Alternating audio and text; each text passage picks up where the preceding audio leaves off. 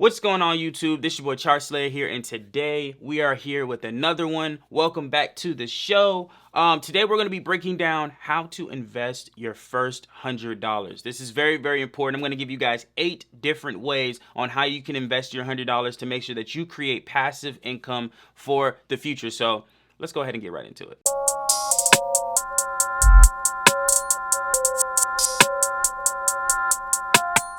All right, so the first thing we need to do is to understand the different ways we can invest our money. All right, so you have active ways of investing and you have passive way of investing, and you need to understand those separate entities. So active is when you actually have to put in some form of work to be able to receive some form of income, right? Some form of time. Passive is when you really don't have to put as much time in, and the money comes in with ease over and over and over again, and pretty much make money while you're sleeping. Now, you can make money while you're sleeping in active investing. I'm not saying that you can't, but what I am saying is that passive is the wave, because you're able to live your life and then automate a lot of the things. Because what's amazing is that you can actually convert your active to passive. You start off, some passive incomes start off active, right? So you have to be in the mix, you have to put the time in, and then after automating that active income, it can become passive. So let's go ahead and get right into the first wave of actually making income with your $100. All right, so number one is index funds. So I'm going to give you guys one index fund that kind of breaks it down, S&P 500. So what is an index fund? An index fund is like a basket of companies, okay? Think of like a literal flower basket, right? And what you do is we have a whole bunch of different types of flowers in it, but substitute the flowers for companies, right? So you have, S&P 500 is the 500 largest companies in the entire world. You have Tesla, you have Amazon, you have Google, you have all types of companies in this one basket, right? And so what we do, instead of picking individual stocks or individual companies that we believe are going to be successful in the long run, which you can do, what we do is we select 500. So let's say one of those 500, which leaves us with 499 companies left, go out of business. It's not going to hurt us like that because we have 499 other companies. So you want to keep that into consideration, right?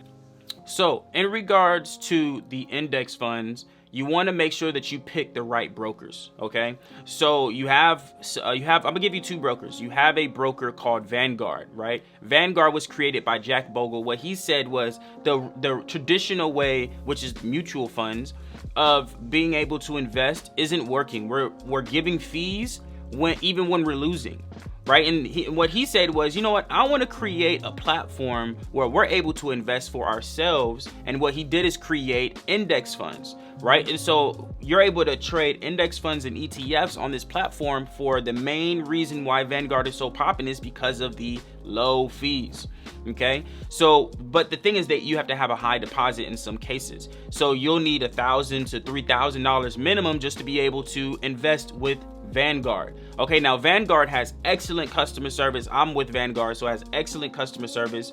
So if you're wanting to trade S&P 500 on Vanguard, you would have to trade, let's say you don't have the capital to invest on the index fund side.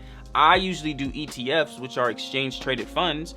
I would go through S&P 500, which is the ticker on the ETF side is VOO, which is VOO, right? You can deposit $100 weekly or monthly on this specific platform and be able to compound your account, because when it comes to S&P 500, it creates wealth. It multiplies itself. The average of S&P 500 is 8 to 12% every single year. So think about making 8 to 12% every single year on top of depositing whatever amount of money. I'm giving $100 as an example. A way of actually investing, okay? So the next thing that we're going to use is something called Acorns. So Acorns is an app, right? It's more user-friendly, but you don't have full ownership not ownership, but full control is the right word, over your ETFs or the actual portfolio that you have. Vanguard, you do. You're able to pick your ETFs, you're able to buy the ETFs, you're able to know how much you want to actually buy. But when it comes to Acorns, you don't have full control. That's the only con with Acorns. Now, I do have Acorns as well, but the thing is, you can start with as low as $5. So not everybody has it where they can just start off with $1,000 to $3,000, right? So you want to be able to, invest where you can, and you can. What's excellent even about Acorns is that you can invest in different ways, just like Vanguard can, right? And what's crazy is that you have low risk and high reward. So you want to really take your time when it comes to index funds. But I want you to understand, when it comes to trading with the index funds, you have to have patience, because this is what you're looking to trade for the next 20 to 30 years. So you have to stay patient. All right. So let's go ahead and get to the next one. All right. So number 2, the next thing you can do with your $100 is actually be able to invest and retirements. Okay, so 401ks, IRAs. Like I said before, Acorns is one of those places where you can invest in an IRA. It's called Acorns Later within the app. So you're able to invest in Roth IRAs or 401ks. Well, Roth IRAs is just a retirement fund, an individual retirement fund that is tax-free or post-tax. Okay, so what happens is you're able to deposit as much money as you want, and then when you reach 59 and a half, you're able to get that money post-tax. All right, and 401ks are your employer retirement funds, where what you can do is a 401k matching, where let's say, if you don't have a 401k, definitely ask. But what you can do is you can go to your company, or your company gets the money, whatever income that you have, takes a piece of that and puts it in a 401k retirement fund. And what you're able to do from that is your company matches that. So let's say you put $1 for dollar, your company matches $1 for dollar for that specific 401k.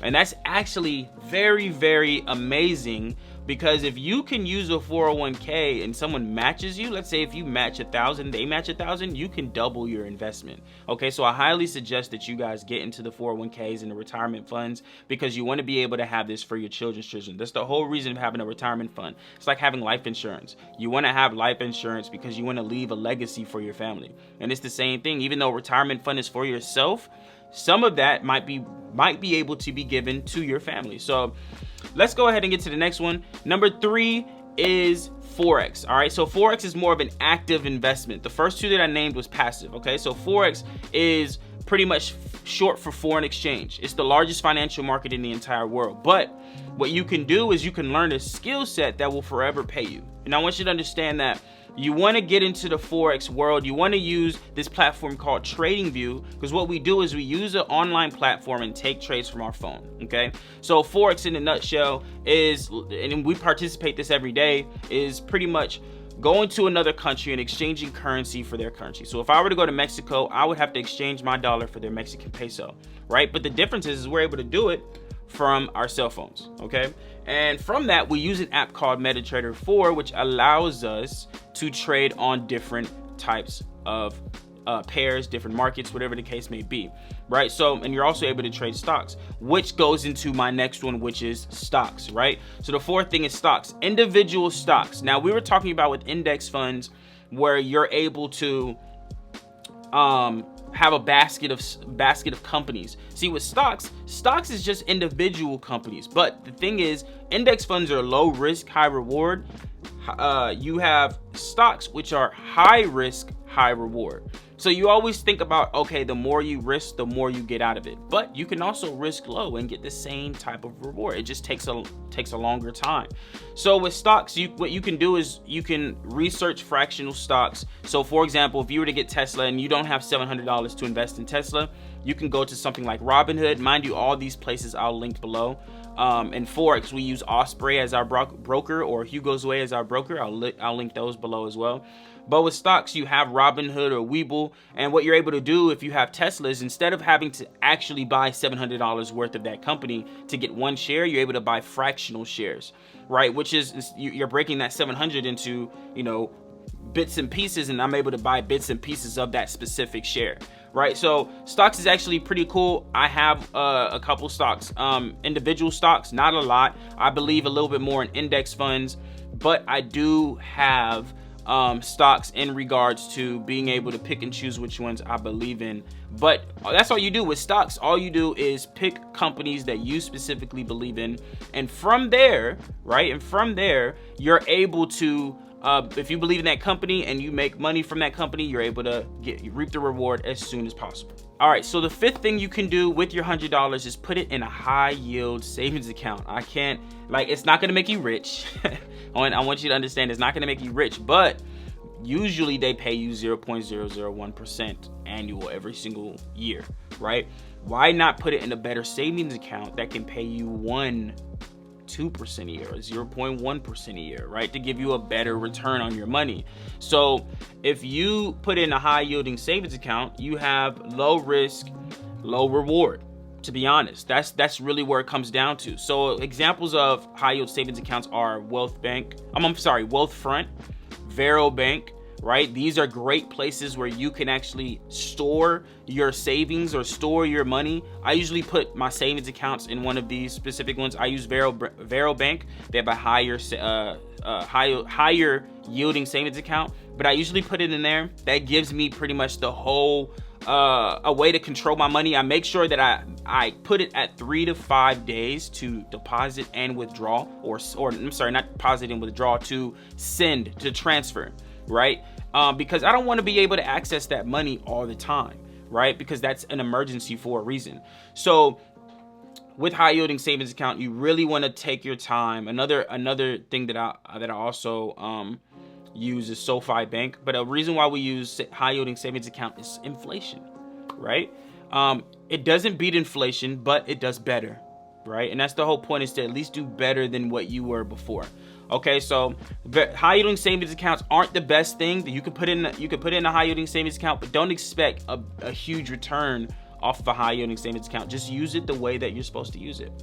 All right, so the sixth thing you can do with your $100 is something called e-commerce or reselling, right? So you can do drop shipping, or you can resell shoes, flip things. What I did in college is I used to drop ship hoverboards and shoes back in the day, because I used to think, dang, hoverboards was popping back in the day when I was in college. Like, that had to be like 5-6 years ago. But at the same time, that's when they were also blowing up. So that business didn't really go well. I was making a killing, but I had to return a whole lot of stuff. But at the same time, using e-commerce as a tool worked. Okay, it worked. So you want to make sure to get to access those that specific lane, reselling, buying, flipping things, because you can easily flip your $100 a lot quicker. If you were to use $100, buy about, let's say, $100 worth of gum, and then sell those for $2, or double your investment, boom, now I have $100 back in my profit, and I made back in my pocket, and I made $100 profit, right? So you want to be able to use that in a way where you can, make some money. If you sell t-shirts or pendants and you double your investment, cool, you have now started using the e-commerce platform. So that's just a little way for you to be able, not a little, because this market is over $1 billion or maybe even $1 trillion now. You want to be able to use this $100 smart, okay? All right, so the seventh thing is using a platform called Thumbtack or Upwork, right? This is a great platform where you're able to be more of a freelancer, use that $100 to invest in a hustle that'll make you more money, right? So what you would do is you'd use that $100 to kind of fund your specific freelancing career, and from there you'd promote your skills on that specific platform, and from there, if you use the ads, and then you get customers. So you promote your skills and get customers. These are great tools to be able to promote yourself, bring ads to the table, have people let you know where you are, and be able to make money in this business. So Upwork, Thumbtack, definitely use those platforms. It's like Fiverr, but on a whole new level. So let's definitely use that platform when it comes to $100. All right, last but not least, number 8 is definitely investing in yourself. There's no way, okay?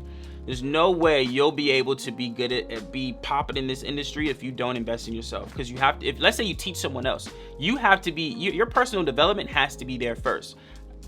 That's one. Number 2 is, how do you even expect to learn these 7 different skill sets if you've never been taught it before? You have to invest in a course. You have to invest in a plan. You have to invest in something yourself to be able to learn these skill sets. Be able to learn what an index fund is, what Forex is, what stocks are, what Thumbtack is, all these different platforms. So you have to invest in yourself first. So family, hopefully you got some value off of everything that I was saying today. These are 8 different ways you're able to invest your $100. Make sure you pick one or pick 2 and invest. Make sure you're smart with the money that you use. You don't want to just use it on anything, but you want to make sure that you're getting the return on investment. So family, I appreciate you, and I will see you guys in the next video. Peace out.